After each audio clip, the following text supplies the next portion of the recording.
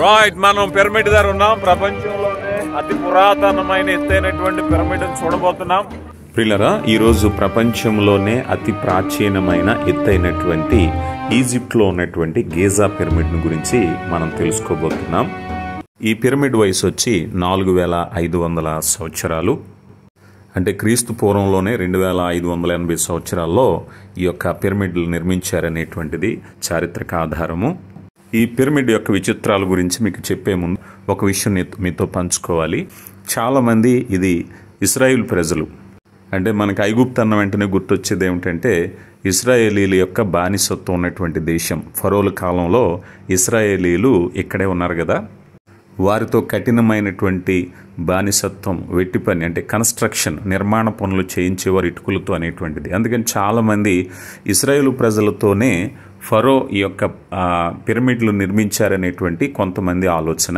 కానీ చారిత్రకంగా యోసేపు గారు ఐగుప్తు దేశానికి వెళ్లే కంటే ముందే ఈ పిరమిడ్లు నిర్మించారనేటువంటిది చాలామంది వాదన. దానితో పాటుగా మరొక విషయం ఏమిటంటే ఫరో ఇశ్రాయేలు ప్రజలతో నిర్మించిన నిర్మాణాల గురించి నిర్గమాకాండ గ్రంథంలో మనం చాలా స్పష్టంగా చూసేది ఏమిటంటే వారికి మట్టి అలాగే గడ్డి కొయ్య ఇచ్చి కాల్చిన ఇటుకలను గురించి మనం వింటాం. అంటే కాల్చిన ఇటుకలు తయారు చేసి ఒకానొక సమయంలో వారు దేవుని ఆరాధించటానికి వెళ్ళాలి అన్నప్పుడు ఫరో కోపగించుకుని వారికి ముడి సరుకులు అనగా గడ్డి ఇవ్వటం మానివేసి అవి కూడా మీరే సమకూర్చుకోండి అనేటువంటి మాట మనం వింటాం కదా. అంటే దీని ప్రకారంగా ఇశ్రాయేలు ప్రజలు కాల్చిన ఇటుకలతో నిర్మాణ భవనాలు కట్టేవారనేటువంటిది మనకు తెలుస్తుంది. అయితే ఇక్కడ పిరమిడ్లలో ఉపయోగించినటువంటి రాతి కట్టడం ఇది. అక్కడ చెక్కినటువంటి రాళ్లను తీసుకొచ్చి కట్టేటువంటిది, అంటే కాల్చిన ఇటుకలతో కట్టిన కట్టడ కాదు అనేటువంటి విషయం తెలుస్తుంది. చారిత్రక ఆధారాల ప్రకారంగా ఇశ్రాయేలు ప్రజలు ఆ దేశానికి వెళ్లే కంటే ముందే ఇవి నిర్మాణం చేపట్టారనేది చాలామంది అధిక సంఖ్యాకులు నమ్ముతారు. కనుక పిరమిడ్లను ఇశ్రాయేలు ప్రజలు నిర్మించలేదనేటువంటిది ఎక్కువ మంది యొక్క నమ్మకం. ఇక ముఖ్యంగా ఇక్కడ ఒక విషయం ఏమిటంటే వారి నిర్మాణ శైలిని చూసినప్పుడు ఫరోలు ఇశ్రాయేలు ప్రజలను ఎంతగా కష్టపెట్టారో, పని ఎంత కష్టతరం అనేటువంటిది మాత్రం మనం తెలుసుకోగలుగుతాం. ఇక నిర్మాణ విషయంలో ప్రపంచంలోనే అత్యధిక ప్రాచీనమైనటువంటిది. ఇక మరి విశేషంగా సుమారుగా 3000 సంవత్సరాల పాటుగా ఇది ప్రపంచవ్యంతల్లో ఎత్తైనదిగా వింతగా ఉండేటువంటిది. అయితే తర్వాత కాలంలో చాలా రకాలైన ఎత్తైన కట్టడాలు వచ్చేసినాయి.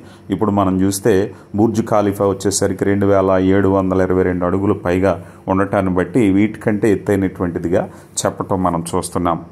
ఈ టెక్నాలజీ ఉపయోగించారనేటువంటిది ఇప్పటికీ కూడా చాలామందికి అంతు చెక్కనటువంటిది.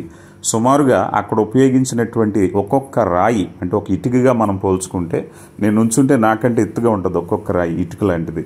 అది సుమారుగా 2.5 నుంచి 15 టన్నుల వరకు ఉండేటువంటి రాతిని అక్కడికి ఎలా చేర్చారో, సుమారుగా 100 అడుగులు పైకి ఎలా తీసుకెళ్లారో ఇప్పటికీ అర్థం కానటువంటిది. అక్కడ కొంతమంది నేను సంవత్సరంలో ఒకనొక కాలంలో వరదలు వస్తూ ఉంటాయి.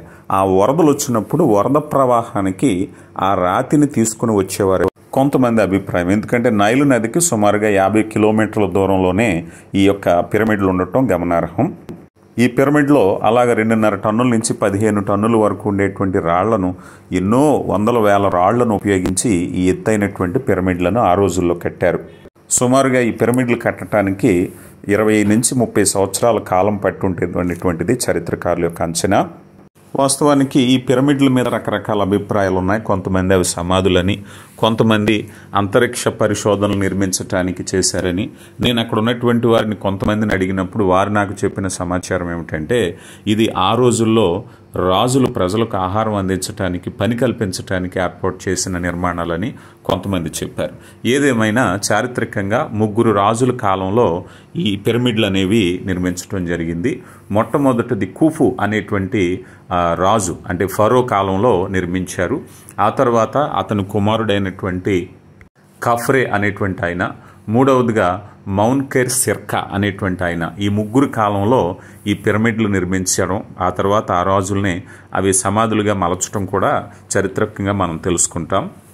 ఇలాంటి పిరమిడ్లు సుమారుగా 100ల సంఖ్యలో ఉండేవనేది చెప్పినప్పటికీ ఇక్కడ చెప్పబడిన ఈ 3 పిరమిడ్లే గీజా పిరమిడ్స్ అని అంటారు. ఇవే ప్రపంచ స్థాయి ప్రాముఖ్యత చెందినటువంటి ఈ 3 పిరమిడ్లు.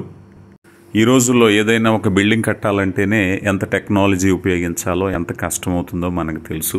మరి సుమారుగా 4500 సంవత్సరాలకు పూర్వం ఆ స్థాయి కట్టారు అంటే విచిత్రం ఏమిటంటే ఈనాటికంటే విలువైనటువంటి టెక్నాలజీ ఆ రోజుల్లో ఉన్నదన్న వాస్తవం అయితే మనం తెలుసుకోవచ్చు. మరి ఇలాగ నేను ఇజ్రాయెల్ పర్యటనలో ఉండగా మరి ఈ యొక్క ఈజిప్ట్లో ఉండేటువంటి పిరమిడ్లు కూడా చూడటానికి నాకు అవకాశం దొరికింది.